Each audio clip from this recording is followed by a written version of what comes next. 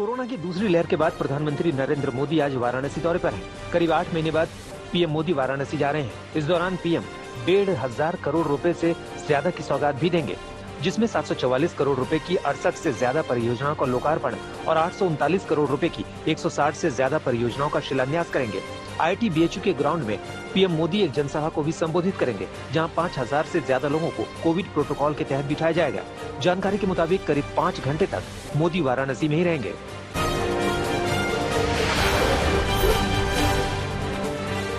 आठ महीने के बाद वाराणसी के सांसद स्वयं प्रधानमंत्री नरेंद्र मोदी आज यहां आ रहे हैं। मोदी आज यहां मशहूर रुद्राक्ष भवन का उद्घाटन भी करेंगे। पीएम मोदी के स्वागत के लिए काशी भी सज धज कर तैयार हो चुकी है। जिस गंगा को वो अपनी मां समान मानते हैं, उसी गंगा के 80 घाट पर प्रधानमंत्री के नाम से विशेष आरती हुई, जहां उनकी तस्वीर को घाट की सीढ़ियों पर सम्मान के साथ रखा गया। आज पीएम मोदी करीब 10:30 बजे वाराणसी एयरपोर्ट पहुंचेंगे। 11 बजे के करीब मोदी हेलीकॉप्टर से BHU IIT खेल मैदान में जनसभा स्थल में पहुंचेंगे। यहीं पर मोदी 280 परियोजनाओं का लोकार्पण और शिलान्यास करेंगे। मोदी के इस दौरे का आखिरी कार्यक्रम BHU के अस्पताल में बने मातृ शिशु केंद्र में है, जहां पर वो कोरोना की तीसरी लहर को लेकर डॉक्टरों से बातचीत करेंगे। पीएम मोदी काशी को जो सबसे बेशकीमती सौगात भेंट करने वाले हैं, वो है ये शानदार रुद्राक्ष कन्वेंशन सेंटर, जो सज धज कर तैयार है। इसको जापान ने भारत के साथ मिलकर बनाया है। ये कन्वेंशन सेंटर 13,096 वर्ग मीटर में बना है। इसमें 1200 लोगों के बैठने के लिए अत्याधुनिक सुविधाओं वाला हॉल है। कन्वेंशन सेंटर के बाहरी हिस्से में एल्यूमिनियम से बने 108 सांकेतिक रुद्राक्ष लगे हैं। प्रधानमंत्री मोदी के काशी दौरे में रत्ती भर की कोई बाधा न आए, इसके लिए खुद सीएम योगी ने मंगलवार को ही वाराणसी जाकर तैयारियों का जायजा लिया। ये भी माना जा रहा है कि पीएम मोदी का काशी का ये दौरा यूपी विधानसभा चुनाव का शंखनाद है।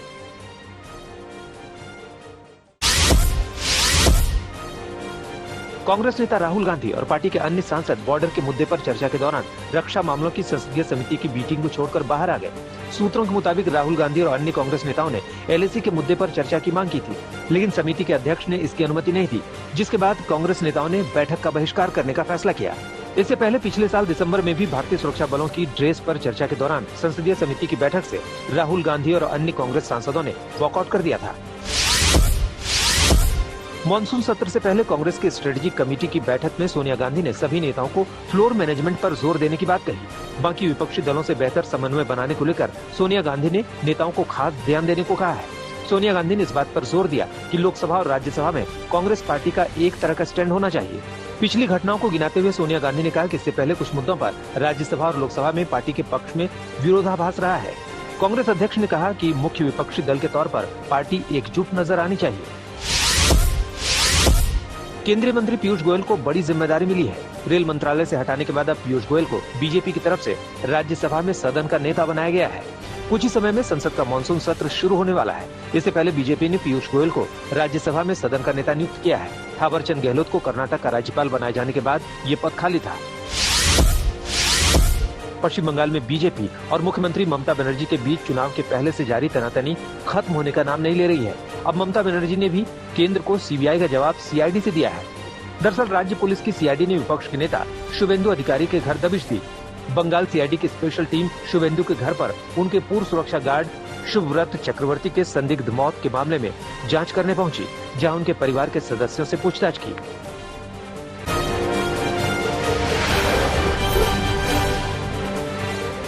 शरद पवार ने राष्ट्रपति पद का उम्मीदवार होने की खबरों को गलत बताया है। उन्होंने कहा कि चुनाव रणनीतिकार प्रशांत किशोर से उनके इस बारे में किसी तरह की कोई बात नहीं हुई। शरद पवार ने आज तक से एक्सक्लूसिव बातचीत में कहा कि अगले साल राष्ट्रपति पद के लिए वो दावेदारी नहीं करेंगे। इससे पहले शिवसेना के संजय राउत ने कहा था कि शरद पवार मोदी के खिलाफ चेहरा बन सकते हैं। आपको बता दें कि हाल के दिनों में प्रशांत किशोर ने राहुल गांधी और प्रियंका गांधी समेत कई नेताओं से मुलाकात की थी। इसके अलावा वो 2 बार शरद पवार से भी मिल चुके थे। इसी से अटकलें लगी थीं। बीजेपी के साथ कांग्रेस भी यूपी पर फोकस कर रही है। इस बार कांग्रेस में यूपी की कमान प्रियंका गांधी वाड्रा के हाथों में है। प्रियंका कल लखनऊ पहुंच रही हैं। बीजेपी ने उनके दौरे का पिकनिक कहकर मजाक उड़ाया है, जबकि कांग्रेस ने कहा है कि 2022 का लक्ष्य हासिल करेंगे। और निश्चित रूप से उनके आने के बाद एक और उत्साह कार्यकर्ताओं में होगा और मैं समझता हूं कि 2022 के चुनाव के लक्ष्य को हम बहुत आसानी से प्राप्त कर पाएंगे। देखिए 3 दशक हो गए हैं, अब मुझे लगता है कुछ होने वाला नहीं है कांग्रेस का, क्योंकि देश में भी नहीं है कांग्रेस और उत्तर प्रदेश में तो 3 दशक से बिल्कुल गायब हो चुकी है।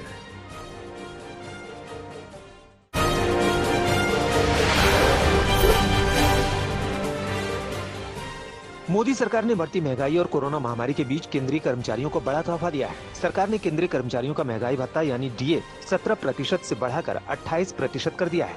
इसका फायदा 1 जुलाई 2021 से ही मिलेगा। सरकार के इस फैसले से 50 लाख से ज्यादा केंद्रीय कर्मचारियों और 61 लाख पेंशनर्स को फायदा होगा।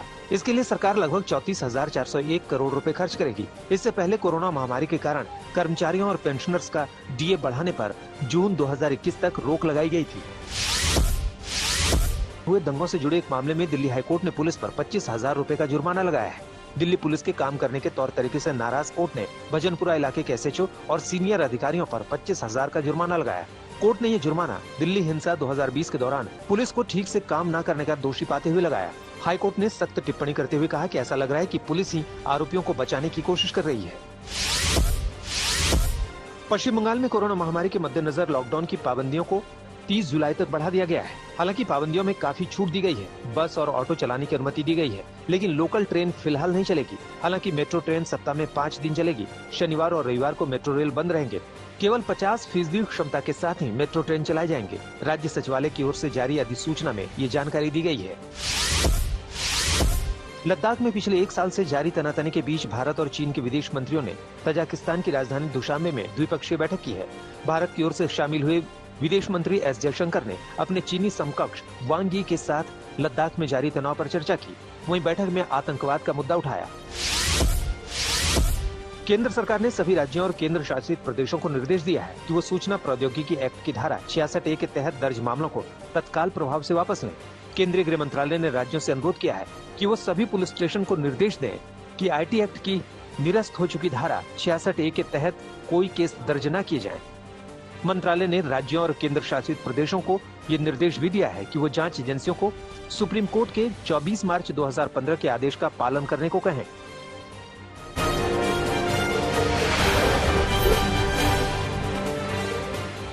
कांगड़ा में बादल फटने के बाद जो तबाही आई उसमें कई लोगों की मौत हो गई। इसमें पंजाबी सूफी सिंगर मंजीत सिंह भी थे।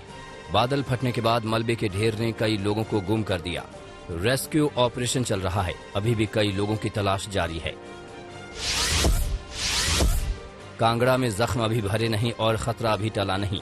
नदियों में अभी उफान है और बादलों की आवाज खौफ पैदा कर रही है। बोह गांव पूरी तरह तबाह हो चुका है। यहां बड़े पैमाने पर रेस्क्यू ऑपरेशन चलाया जा रहा है। अब तक फ्लैश फ्लड के बाद जमे मलबे से 6 शव निकाले जा चुके हैं। फ्लैश फ्लड से मंडी पठानकोट हाईवे भी जगह जगह कट गया। रोड पर पानी बह रहा है और दोनों तरफ बेबस लोग पानी का स्तर घटने का इंतजार कर रहे हैं। गुजरात में भी बाढ़ के हालात हैं। द्वारका में भारी बारिश के बाद हालात खराब हैं। कल्याणपुर गांव में बाढ़ के हालात हैं। समस्तीपुर में बूढ़ी गंडक नदी उफान पर है। शमशान घाट और कब्रिस्तान सब बाढ़ के पानी में डूबे हैं। दाह संस्कार और जनाजे को दफनाने के लिए भी भारी दिक्कत हो रही है। बूढ़ी गंडक के जलस्तर में रोज बढ़ोतरी हो रही है। मुजफ्फरपुर में भी नदी का पानी सैकड़ों घरों में घुस चुका है। मुजफ्फरपुर में बूढ़ी गंडक नदी का पानी खतरनाक रूप से बढ़ा है। शहरी क्षेत्र वाले इलाके शेखपुर में हालात खराब हैं। समस्तीपुर में हाल यह है कि 70 साल पुराना लोहे का पुल कभी भी गिर सकता है। समस्तीपुर शहर के बीचों बीच से गुजरने वाली बूढ़ी गंडक नदी खतरे के निशान से काफी ऊपर बह रही है और पुल को खतरा पैदा हो गया है।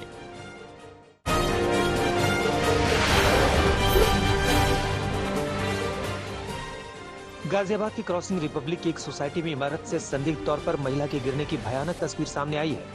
तस्वीरें विचलित कर देने वाली है। तस्वीरों में दिख रहा है कि कैसे एक महिला इमारत से नीचे लटक रही है। पति उसे बचाने की कोशिश करता है मगर हाथ छूट जाता है और महिला नीचे गिर जाती है।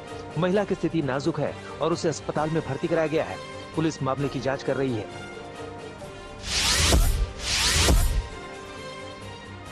रांची में बाइक सवार बदमाशों ने दिन दहाड़े एक जमीन कारोबारी की गोली मारकर हत्या कर दी।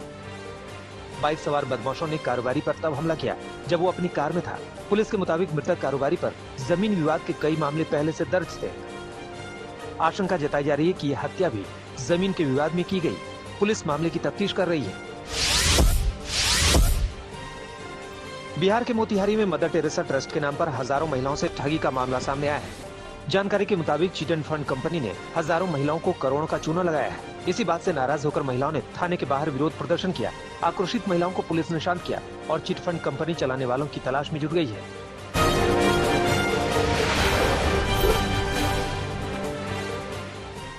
पाकिस्तान के डासू इलाके में चलती बस में हुआ जबरदस्त ब्लास्ट। हमले में 10 लोगों की मौत। मरने वालों में 6 चीनी नागरिक और 1 पाकिस्तानी जवान भी शामिल है। धमाके में करीब 40 लोग हुए घायल। हादसे में शामिल चीनी इंजीनियर पाकिस्तान में बना रहे थे डैम।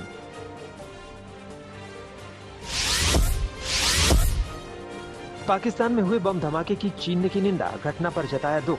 चीनी विदेश मंत्रालय के प्रवक्ता झाओ लिजियन ने पाकिस्तान के धमाके की गहन जांच करने की मांग की। लिजियन ने चीनी कर्मचारियों और संस्थानों की सुरक्षा पुख्ता करने की अपील भी की।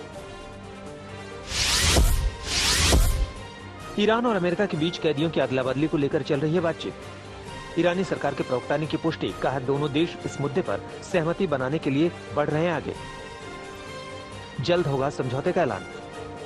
परमाणु समझौते से अलग इस मुद्दे पर चल रही है बैठक। इजरायल में संयुक्त अरब अमीरात ने औपचारिक रूप से खोला अपना दूतावास। दोनों देशों द्वारा खुले संबंध स्थापित करने के ऐलान के 1 साल से भी कम समय में यूएई ने तेल अवीव में दूतावास का किया उद्घाटन। इजरायल के राष्ट्रपति ने दूतावास को शांति, समृद्धि और सुरक्षा के लिहाज से महत्वपूर्ण और मील का पत्थर बताया।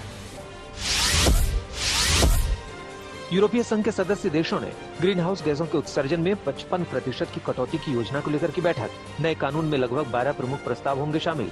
उनमें से अधिकतर 2030 तक गैस उत्सर्जन में 40% कटौती के यूरोपीय संघ के पुराने लक्ष्य को पूरा करने के लिए पहले से मौजूद कानूनों का निर्माण कर रहे हैं।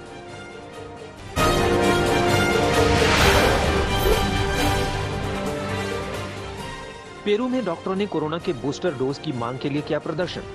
बड़ी संख्या में सड़कों पर उतरे मेडिकल कर्मी।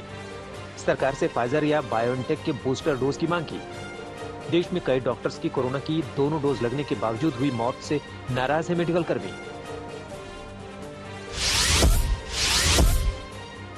आंतों की सफल सर्जरी के 10 दिन के बाद वेटिकन सिटी लौटे पोप फ्रांसिस। वेटिकन में पोप का पुलिस और शुभचिंतकों ने किया स्वागत और बेहतर स्वास्थ्य के लिए दी शुभकामनाएं। 2013 में पोप बनने के बाद पहली बार हुई धर्मगुरु की सर्जरी।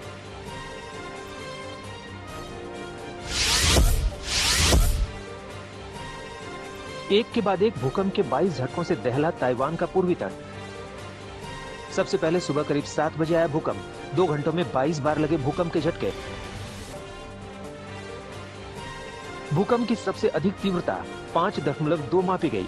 इस दौरान किसी के हताहत होने की खबर नहीं है।